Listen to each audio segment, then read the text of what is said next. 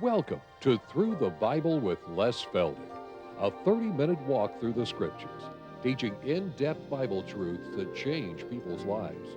Now, here's your host, Les Feldick. Okay, it's good to see everybody out this afternoon from our Oklahoma area, and again, for those of you joining us on television, wherever you are, we welcome you, and we just trust that you'll open the book and take notes and study with us. And after all, this is all we hope to be, is an instrument that will cause people to study their own Bible, search these things out. Don't take my word for anything any more than I want you to take someone else's word for it. We're finding more and more how people will respond to the fact that they've never studied their Bible on their own. But we're triggering it. In fact, we just had an instance on our cruise last week. A gentleman came up the first night and he said, Les, he said, I just can't agree with you on some of these things. And that's fine. I said, but have you ever really made a study of it? Well, no, not really. And I said, well, just study. Don't take my word for it. Just take to heart the things that I'm pointing out. You know, by the last class night that we had on the ship, he came up with a big smile and he says, you've got me just about convinced. Well, that's all we ask, see, is search the Scriptures and see if these things are really so. Again, we want to thank our television audience for your prayer support, your financial help, how we appreciate your letters. Again, the other day we had 2 or 3 that just about make everything worthwhile. You know, we don't take any large amounts of money from the ministry. I just feel compelled to let our television audience know, because I think some have got the wrong idea.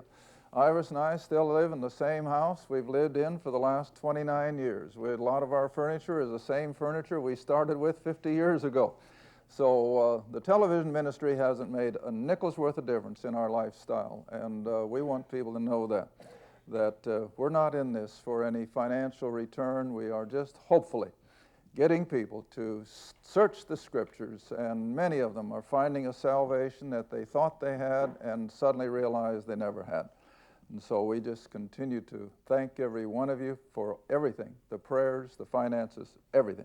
Okay, now we're taking a study of Isaiah, because for those of you who are new listeners, we've come up through the Old Testament, through the New Testament, and have pretty much made a study of the whole Bible over these last years.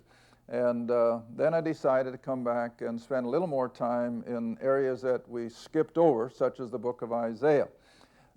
Again, I have to repeat and repeat and repeat, because otherwise somebody doesn't get it. Now, this is a book of prophecy written 700 years before Christ. Now, that's a long time. Now, I think maybe by our next half hour, I'll try and put a timeline on the board and show how that Moses, of course, and the children of Israel picked up the 10 Commandments and the law about 1500 B.C. About 500 years later, you have King David and Solomon. And then after Solomon's demise, of course, the nation was split into 2 areas, the northern kingdom and the southern kingdom. And the 10 tribes to the north, of course, are going into idolatry and wickedness and unbelief faster than the 2 tribes of Judah. But pretty much it's the whole nation that Isaiah is going to be addressing. Now, the whole book of Isaiah is a roller coaster of sorts of judgment and chastisement and blessing. Judgment and blessing, over and over. But the whole thing is looking forward to 3 major periods of time when the nation of Israel would come under intense judgment or chastisement. The first one, of course, is the one that was just only 100 years beyond Isaiah, and that would be in 606 B.C. Isaiah writes at 700, so it's about 100 years earlier. And that's a reminder. God's wheels turn ever so slowly. And here's Isaiah prophesying what's going to be coming on the nation of Israel, but it doesn't really reach fruition for 100 years. And so that's, again, why I always temper our excitement for the rapture. Yes, I think it's close, but on the other hand, God's wheels turn so much slower than we think they should, that we can't just rest and say, oh, well, the Lord's coming next week, so what? I'll never forget, a fellow wrote from Pennsylvania a couple springs ago, and he said, Les, I was just getting ready to plant an apple tree. And then it struck me, why? the Lord's coming. And I said, you go ahead and plant it, because we don't know that he's going to come that soon. We hope he does, but he may not. So anyway, Isaiah is prophesying primarily now of the Babylonian invasion, which is going to come under Nebuchadnezzar in 606 BC. But he's also giving an indication of the next great chastisement of Israel, and that would be in 70 AD, after they had rejected the Messiah and crucified him and so forth. And then you know that the Roman general Titus came in, and again, just like Nebuchadnezzar, destroyed the temple, ruined the city, and the people were sent out into a dispersion. But then the final one that is underlying all of these is the worst one of all, and that, of course, is the judgment of the tribulation. That final 7 years that will lead up to then the greatest blessing that Israel and the world has ever seen, which will be the appearance then of the King and the kingdom. So as we study these things in Isaiah, and I'm not going to take all 66 chapters verse by verse, we're just going to hit some of the highlights and move on to other things, probably even after today. But always keep in mind that we're dealing with God's chastisement to be followed by a blessing. Chastisement followed by a blessing. And in the last one, the tribulation, will be followed by the return of Christ and the setting up of that glorious kingdom. Okay, so now let's come back to where we left off, I think about several weeks back, in Isaiah chapter 2. And we might as well start at verse 1, and we'll pick up our study in verse 3. Verse 1, the word that Isaiah the son of Amos saw concerning Judah and Jerusalem. Now you see, that's the southern kingdom. And it shall come to pass in the last days. Now he's leaping all the way to the end of time as we know it, to the second coming and the establishing of the glorious kingdom. And it'll come to pass in the last days that the mountain, or the kingdom of the Lord's house, shall be established in the top of the mountains. It'll be above all other empires and governments. It'll be exalted above the hills, that is, the smaller states and nations. And all nations, now this is what we want to emphasize, that when this kingdom becomes a reality, it's not just going to be Israel, it'll be the whole world that will come under Christ's benevolent rule. All nations will flow to Jerusalem. And you remember when we studied this verse, I compared it with our present-day world, where most of the world looks to America. You know, I read an interesting statement just last night on something, I don't remember where, but it was so apropos. So many people hate America. So many people think we're so awful. But this guy says, wait a minute. Open all the borders of the world, and where will they all go? Straight to America. Oh, they may think they hate us, but they also know there's no other place on earth like our beloved America. Well, we're just a little foretaste of what this glorious kingdom under Christ's kingship will be like, and all the world will literally flow toward and through Jerusalem. All right, now then, verse 3, we're going to move on. And many people shall go and say, come ye, let us go up to the mountain of the Lord, to the house of the God of Jacob. And he will teach us his ways, and we will walk in his paths. For out of Zion, now remember, Zion is a little hill in Jerusalem. Not like the hymn writer puts it, we're marching to Zion, you know, the heavens. Zion is in Jerusalem, and that's the hill from which David's throne went forth. All right, and for out of Zion shall go forth the law and the word of the Lord from Jerusalem. It will be the capital of the world. And he will judge, or he will rule among the nations, plural. Rebuke many people, and they shall beat their swords into plowshares, their spears into pruning hooks. Nation shall not lift up sword against nation, neither shall they learn war anymore. It's this glorious coming kingdom. Now, all the Old Testament is looking forward to it, but the one that I like to compare the most is Amos. Now, if you'll move ahead with me, some of these are not easy to find, but find Daniel, Hosea, Joel, and then you should come to Amos. Daniel, Hosea, Joel, and then Amos, and move all the way to chapter 9, verse 13. Now, Amos is even writing quite a few years before Isaiah does. Amos is writing almost 800 BC. And he says basically the same thing. And of course, that's the beauty of Scripture. Amos chapter 9, verse 13. Behold, the days come, saith the Lord, that the plowman shall overtake the reaper, the treader of grapes, him that soweth the seed. And the mountains shall drop sweet wine, and all the hills shall melt. Now, those are merely adjectives to describe tremendous production, tremendous food production. All right, verse 14. I will bring again the captivity of my people Israel. They shall build the waste cities, and they shall inhabit them. They shall plant vineyards and drink the wine thereof. They shall also make gardens and eat the fruit of them. And I will plant them, God says, upon their land. They shall no more be pulled up out of their land, which I have given them, saith the Lord. That's their prospects. It hasn't happened yet. And then there are those who say this never will happen. Well, then we might as well throw the book away and go home, because God says it will happen, and it's still future. All right, now then if you'll back up a few pages to Jeremiah 31:31, where we have the spiritual setting for this same kingdom. It's going to be physical.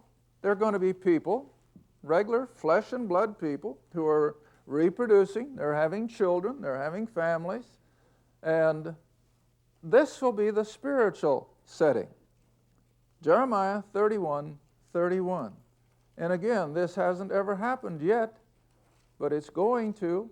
Now, for the born-again believer, we have a taste of it. We certainly have a segment of this that is as a result of our salvation. But for the nations as a whole, no, this has never happened. All right, Jeremiah 31:31. Behold, the days come, saith the Lord, that I will make a new covenant with the house of Israel and with the house of Judah. This is what we call the new covenant. It's not made to the church, it's made to Israel. All right, now verse 32. Not according to the covenant that I made with their fathers in the day that I took them by the hand and brought them out of the land of Egypt, which covenant they broke. Now, it's speaking of the Ten Commandments, the Mosaic covenant. Israel never was able to keep it, see? All right, but this is what's going to happen when Christ finally returns and sets up this glorious kingdom. Verse 33, but this shall be the covenant that I will make with the house of Israel. After those days, saith the Lord, I will put my law in their inward parts. It's just going to be part and parcel of them. I will write it in their hearts. I will be their God, and they shall be my people. They will teach no more every man his neighbor and every man his brother, saying, know the Lord, for they shall all know me. There will be no opposition. There will be no unbelief. See? All right, coming back then, if you will, to Isaiah chapter 2 again. Now we're going to run into some verses that depict the opposite side again. This is the glory in their prospect. But this is Israel at the contemporary time that Isaiah is writing. Their worldliness, their wickedness, their unbelief. See? All right, verse 6. Therefore thou hast forsaken thy people, the house of Jacob, because they replenished from the east. They are soothsayers like the Philistines. They're no different than the pagan Gentiles around them. They please themselves in the children of strangers. Their land is full of silver and gold. In other words, they were prosperous materially. Neither is there any end of their treasures. Their land is also full of horses. Neither is any end of their chariots. But verse 8, what's alongside of it? Idols. Their land is full of idols. They worship the work of their own hands. that which their own fingers have made. Enter down to verse 10. Enter into the rock and hide in the dust for the fear of the Lord and for the glory of His majesty. That's what they'd better do. Verse 11, the lofty looks of man shall be humbled, and the haughtiness of men shall be bowed down, and the Lord alone shall be exalted in that day. All right, now let's just make a comparison with the New Testament. Drop all the way up to Revelation. Come all the way up to Revelation. I think it's chapter 6. Revelation chapter 6.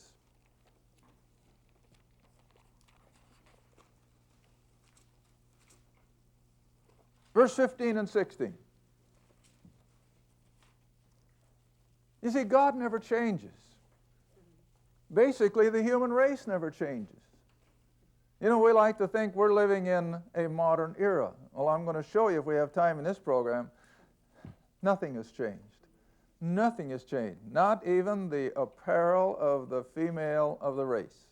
It's all the same. All right, but look at this one. How it compares almost word for word with what Isaiah wrote.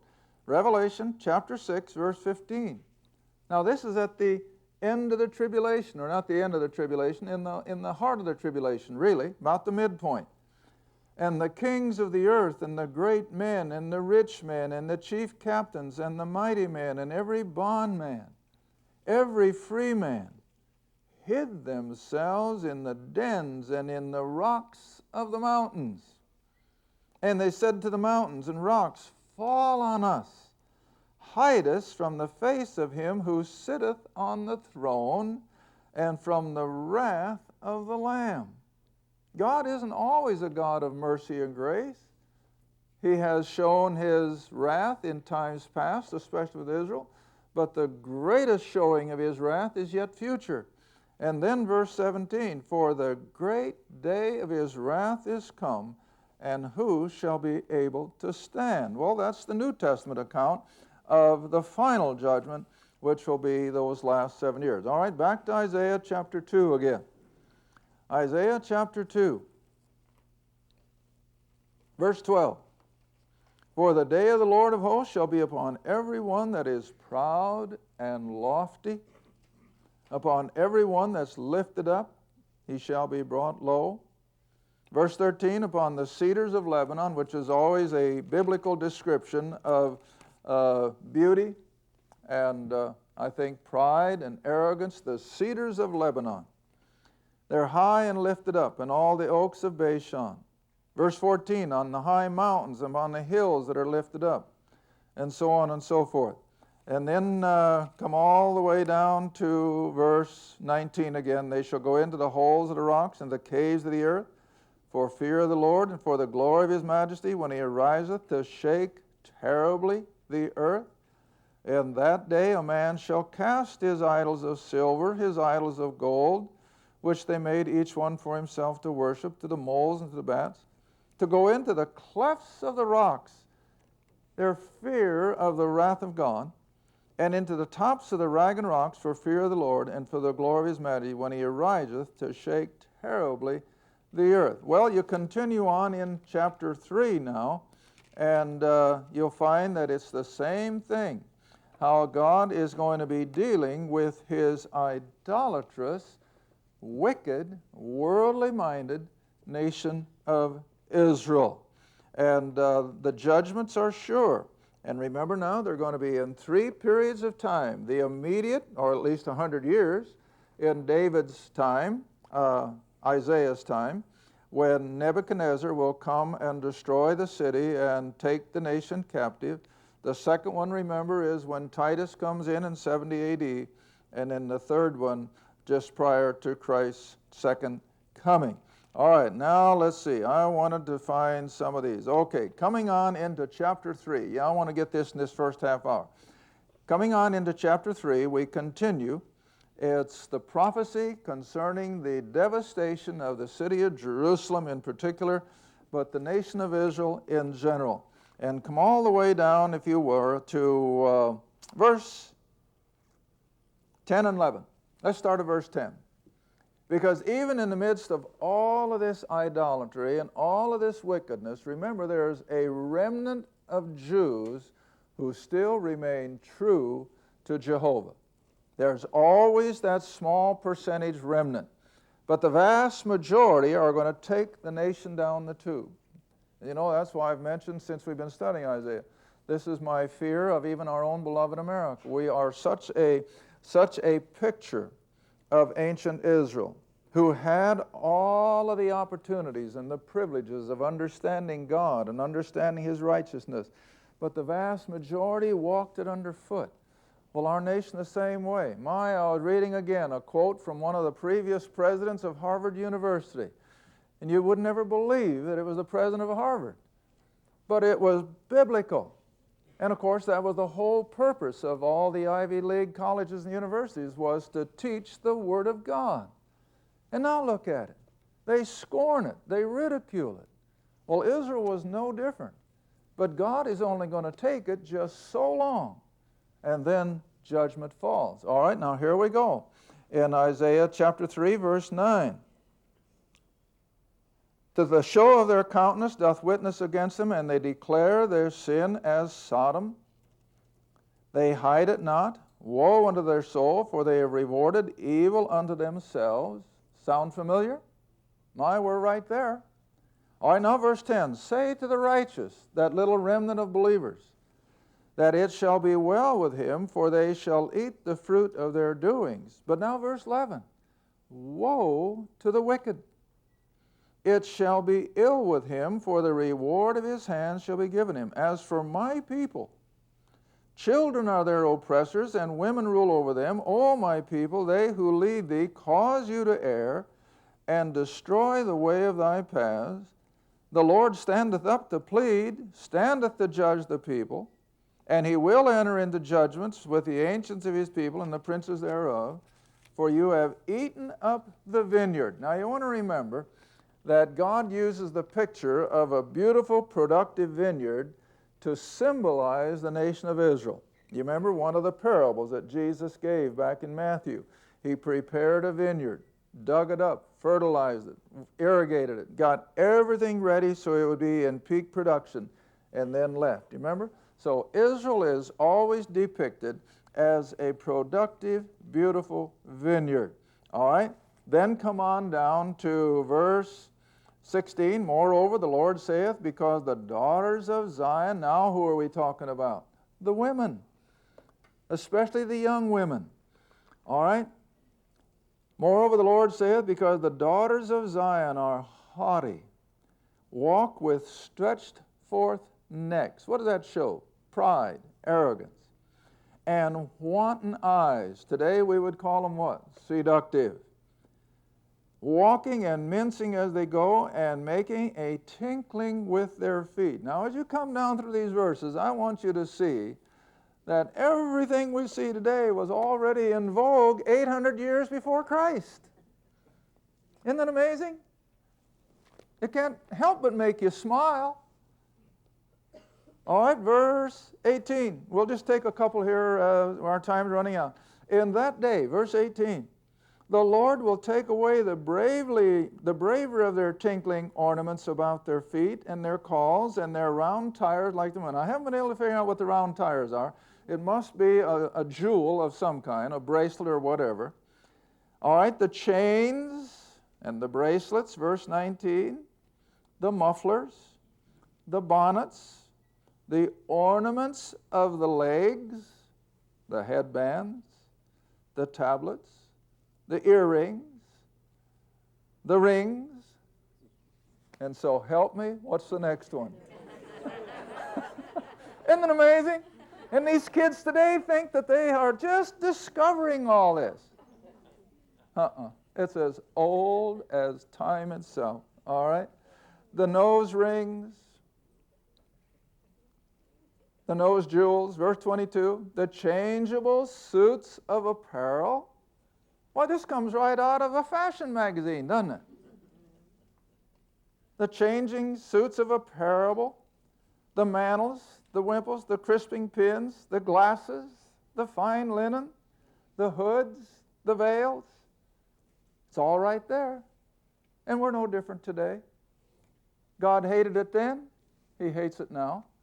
But oh, they think that this is a sign of being modern. Well, I think I've made my point. It's as old as time itself. All right, now then, to finish up our minutes that we have left. Verse 24, it shall come to pass. Because, see, Israel has gotten to the place that's all they're living for. That's all that matters to them. Their material wealth. Their everyday living to satisfy the desires of the flesh. God didn't mean anything to them. He was so far removed from their thinking. All right, so it shall come to pass that instead of the sweet smell, there shall be stink, it'll be an odor. And instead of a girdle, a rent.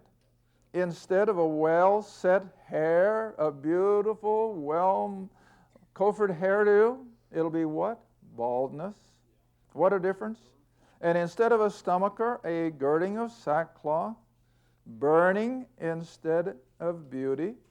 The men shall fall by the sword, and the mighty in the war. Her gates, now we're speaking of Jerusalem in particular, her gates shall lament and mourn, and she being desolate shall sit upon the ground. What does that depict? Not even an easy, comfortable chair to relax in. Everything that they thought was so important would be taken away. Now, it hadn't happened yet. You know, that's the beauty of prophecy. It writes as if it's already past, but it's still future. And of course, this is looking forward to the time when first the Syrians will come in from the north and take the 10 tribes. And then about 100 years after that, here comes Nebuchadnezzar and the Babylonian horde, and they besiege Jerusalem, and thousands upon thousands of Jews lost their life in that siege. And then finally they break through and they destroy that beautiful temple. Now remember, all during this time, that glorious temple of Solomon is at the heart of all of Israel's thinking. Oh, they're religious to the hilt. They're proud of their temple. But there's no spiritual life. They are wicked. They are idolatrous. They're worshiping the gods of the pagans around them. And of course, that's going to be the primary purpose then of the Babylonian captivity, which will last 70 years, after which that remnant comes back from Babylon, will never again worship idols.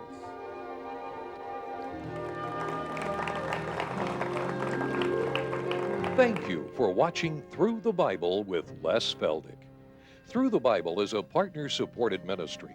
If this program has been a help to your study of the Scriptures and you'd like to see others enjoy the teaching, your support would be greatly appreciated. Write to us at Les Feldick Ministries, 30706 West Lona Valley Road, Kinta, Oklahoma, 74552. Or call 1-800-369-7856. Remember, all programs are available in printed form, audio cassette, and videotape. Be sure to tune in next time to Through the Bible with Les Feldick.